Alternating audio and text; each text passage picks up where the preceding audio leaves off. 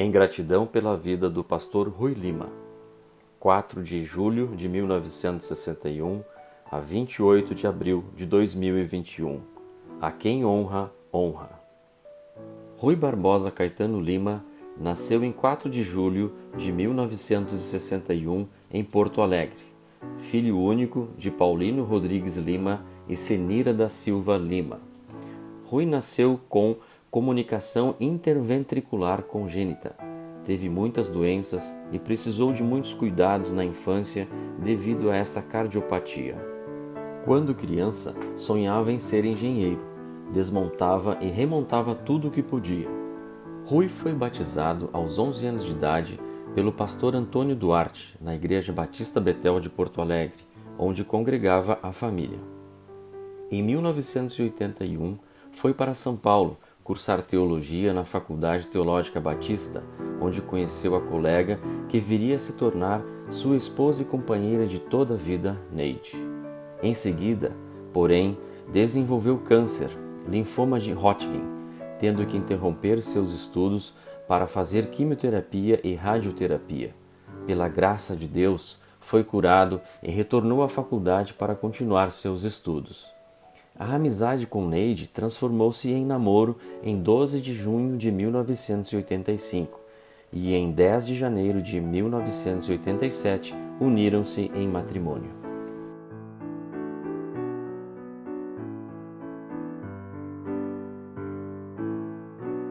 Rui foi um homem dedicado ao desenvolvimento das virtudes e saberes intelectuais.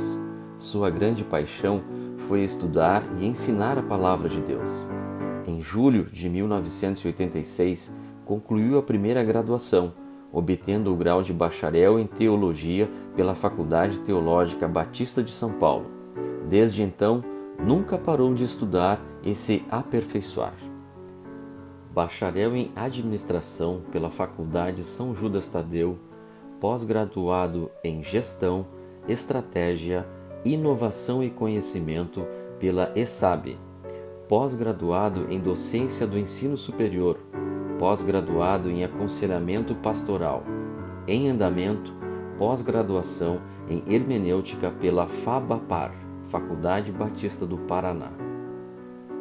Em 1º de maio de 1986, foi ordenado ministro do Evangelho na Igreja Batista do Jardim Eliane, em São Paulo. O magistério foi sempre a sua vocação, colaborando no reino como professor do STBI Sul desde 1991, professor e coordenador da Escola Bíblica Dominical da Betel, professor da Escola de Treinamento Betel, com as disciplinas Introdução à Bíblia e Hermenêutica Bíblica. Redator convidado da Revista de Estudos e Discipulado da Editora Batista Independente. Seu projeto pessoal, interrompido pela pandemia, era implantar a extensão do STBI Sul na Betel Porto Alegre. Aguardava ainda uma indenização do banco, que desejava investir na obra missionária. Apaixonado pelos livros, seus autores preferidos eram, em suas palavras, Lewis, Laird, Ellul, John Stott, Millard, Erickson, L. Boff, Rubem Alves, Juan Luiz II, Douglas Stuart, Humberto Eco, entre muitos homens de Deus.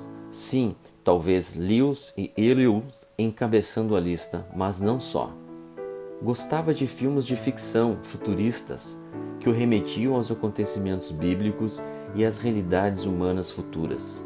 Gostava muito de viajar pelo mundo para conhecer as realidades de outros países e ilustrar suas aulas.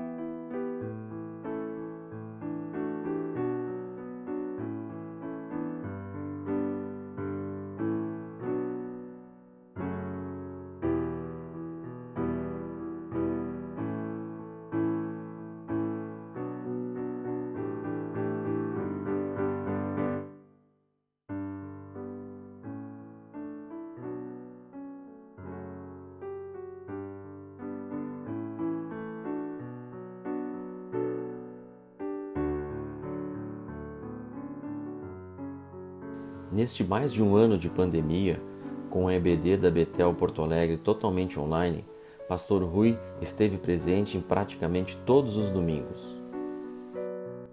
Não somos velhos, somos experientes. Experientes, alguns bem mais Essa que outros. magoou.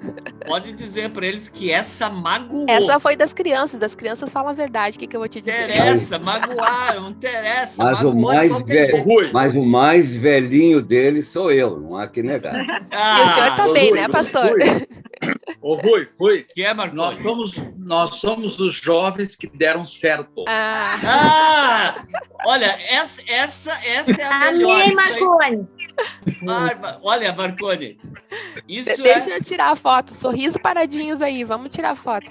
eu tô O pessoal parado do aqui. tá chegando aqui, ó, vamos ver se vai vir mais alguém, se quiser abrir o vídeo para tirar Coloca foto. ordem na casa, Cris. Tô tentando. O irmão João tá ali com o Cláudio, que bom, vamos lá, sorriso. Foi a foto, gente. Marconi, tu lembra quando nós dormimos numa barraca em cima com a cabeça numa pedra? Eu não faço mais isso. E você? Como é que é? Acho que também não dá mais. Mas o melhor não falar mais, Rui. Melhor não lembrar tanto. A pedra de Deus. Abraço a todos, bom dia. Jacó, eu tava pensando no Jacó aqui, eles deram uma de Jacó aí. Mas não deu certo, viu? Eu não vi escada nenhuma. Não viu? Eu fiquei com dor de cabeça. Mas teve dor de cabeça depois, né? Fala a verdade. Sim, né? E se visse a escada, eu saía correndo pro outro lado, né, na Rui? Betel. Ficou no Betel? Eu fiquei na Betel. Ah, que o Rui é do tempo da pedra ainda, viu? Por isso que ele tem uma cabeça de pedra. Mas com certeza, Tudo isso não Felipe. tem nada a ver comigo. Um abraço. Tá certo. Tá bem. O que eu quero trazer na versão da linguagem de hoje aqui, eu espero que vocês estão vendo, eu tenho uma nota do coordenador da tradução na linguagem de hoje para o português, na época em que ela foi traduzida toda, hebraico e grego. Não sei se vocês estão vendo, eu estou colocando aqui na tela. Essa nota é a nota do Dr. Werner Kaschel, um dos maiores linguistas cristãos devotos, ele era batista brasileiro, né? Que era nosso professor lá na Faculdade Teológica. E eu fui escolhido, como alguns alunos da minha área, que era a área de tradução bíblica, na qual me formei, para revisar as impressões dessa Bíblia. Claro que não era a nossa tradução, era a tradução daquele grupo, daquela comissão de homens, mas ele nos dava os prints iniciais para que nós treinássemos a nossa habilidade em traduzir. E num dos prints que não sei se iria para o prelo imediatamente, eu passaria por outro aluno ou por eles, como está aqui, num dos prints faltou um pedaço, simplesmente uma linha. O computador de então, que não era tão poderoso como hoje, ele comeu uma linha. E quando eu percebi isso, eu avisei a comissão, e eu tenho uma lembrança muito grande, está aqui na tela, é a nota escrita de próprio punho do Dr. Werner Kaschel, dizendo, muito bem, está faltando esta linha, você foi muito bem, enfim. Apenas como contribuição, o meu trabalho de conclusão da pós-graduação foi sobre... esqueci o nome agora dele. Poxa. Não, é a idade. Como é que é o nome desse homem? O Viktor Frankl. Viktor Frankl. E eu queria deixar para vocês que, além da logoterapia, ele é um dos cristãos na área de psiquiatria, psicologia, que estabeleceu a melhor proposta antropológica, a qual eu uso atualmente. E ele deixa de ver o homem como 3 pedaços, corpo, alma e espírito, a chamada trindade, ou talvez um pouco melhor, triunidade. Ele deixa de ver o homem assim e começa a ver o homem enquanto que relacionado com as diversas dimensões do universo. E eu deixo aqui para quem quiser as leituras de Viktor Frankl, porque nos ajudam a entender muito melhor a antropologia do Antigo Testamento e quem nós somos. Então, a tua citação, Cris, ela é fantástica, é uma referência minha na antropologia e psicologia cristã. Pastor Rui foi um grande exemplo de resiliência e fé. Sempre colocou o Senhor em primazia e sempre dizia, se Deus o permitir. Valorizou cada minuto de sua vida, pois esteve à beira da morte por muitas vezes. Além da doença congênita e do câncer na juventude, teve muitas outras doenças ao longo da vida. Endocardite, pneumonias constantes, câncer de próstata, apendicite aguda supurada, oclusão intestinal e, por último, Covid. Nestes últimos dias, internado no hospital, enviou a seguinte mensagem. Lendo poesia e profecia hebraica, escrevi: temos tudo e nada alcançamos, não temos nada e estamos satisfeitos. Nos agarramos nos grandes lenços brancos, pendurados nos espinhos, escorados em taquaras cortantes. As forças são poucas, as pernas se arrastam, os braços fraquejam, pisca-piscas me envolvem, dão sinais de luz, mas as luzes ao final do túnel me atraem, são vocês me esperando. Tem mais alguém aqui, invisível, mas real, que não se afasta nunca. Rui Lima. E foi no final da aula da IBD, de 11 de abril de 2021, que Pastor Rui, da cama do hospital, nos transmitiu sua, agora sabemos, última palavra. Irmãos, dentro do ministério dessa igreja, sob a sua autoridade, eu preciso lhes exortar. Eu não queria estar aqui, mas foi o plano de Deus, foi o propósito de Deus, que é muito maior e muito superior às nossas elucubrações e imaginações. Então, a primeira coisa que eu quero lhes dizer é que tenham certeza que vocês podem orar sim, para que Deus levante essa praga, suspenda essa praga.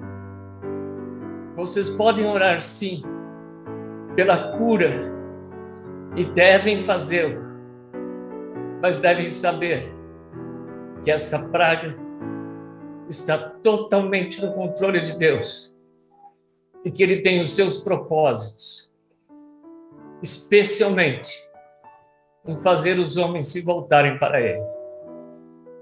Saibam que ela só vai terminar quando Deus quiser. Ele levará aqueles que quiser, deixará aqueles que quiser. E a minha segunda palavra é que nós nos mantenhamos firmes, fortes, esperançosos, orando pelos que sofrem e vivendo este momento. Não irritem a Deus, não o ofendam, querendo rejeitar o seu propósito nesses momentos, mas se incluam no projeto de Deus. A palavra que eu sei que está no ministério dessa igreja é a palavra que eu tenho para lhes deixar.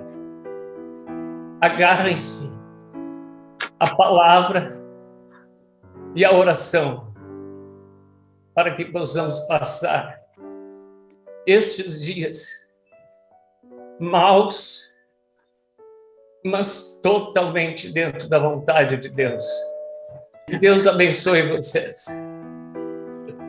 Oramos muito por sua cura. Desejávamos de todo o coração ter mais tempo com este servo tão especial do Senhor. Mas Deus, em sua infinita sabedoria, decidiu diferente e recolheu seu servo, pastor Rui Lima, no final da noite de 28 de abril.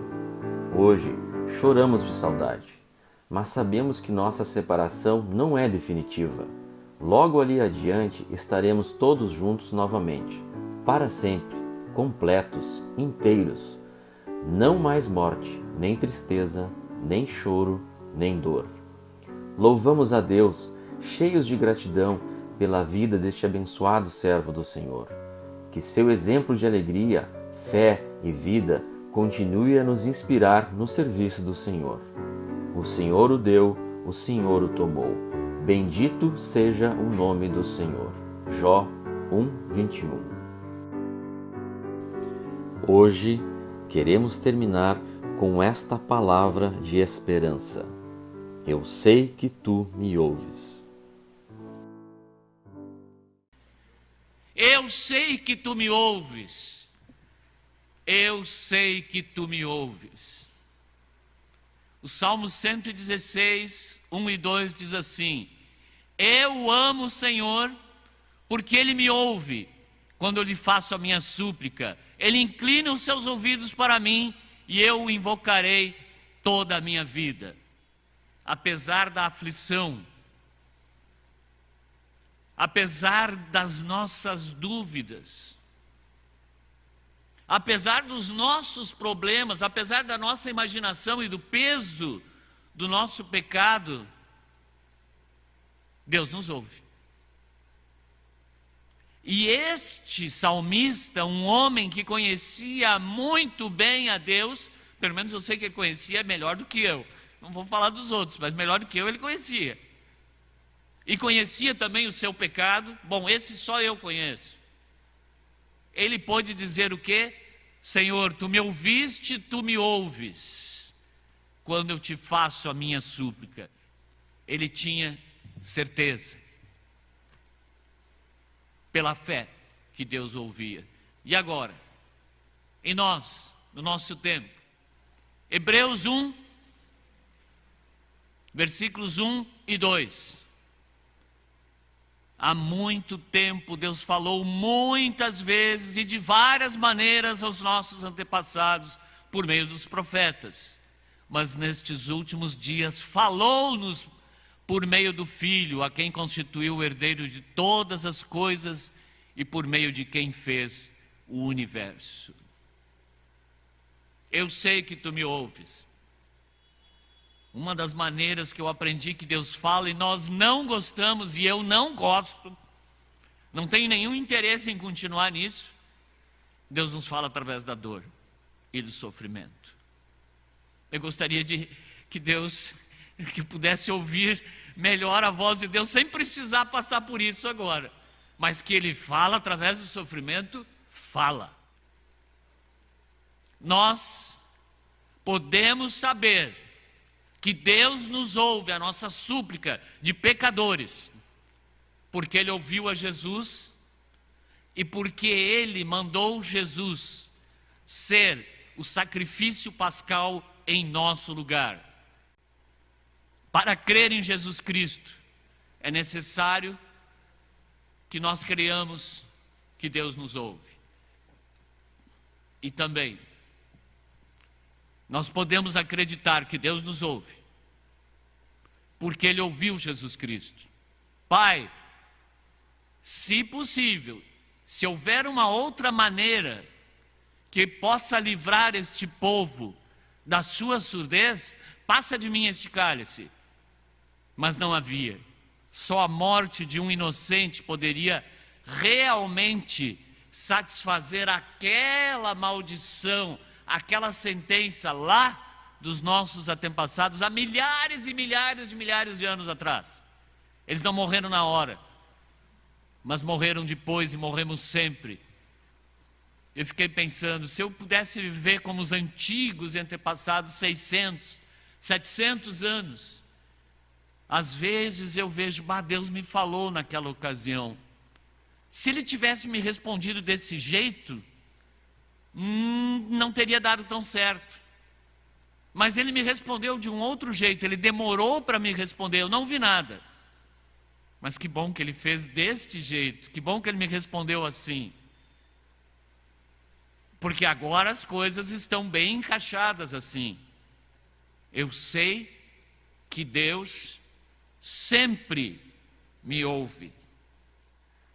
Eu desafio você que está nos ouvindo a perceber e saber que Deus pode e ouve você. Mesmo que você não sinta isso, mesmo que você não soubesse disso, mesmo que seja um sussurro, um murmúrio, ou apenas uma sensação, mas eu desafio você a acreditar que Deus te ouve em Jesus Cristo, único Senhor e Salvador, que morreu na cruz, novo, único, verdadeiro e suficiente Cordeiro Pascal, que cumpre toda a sentença de morte e que agora pode nos dar uma nova oportunidade de tirar a nossa surdez, de abrir a nossa boca, de permitir que nós ouçamos até mesmo aquilo que nós falamos e que nós possamos ouvir claramente a sua voz registrada aqui na Bíblia. Em nome de Jesus Cristo. Amém.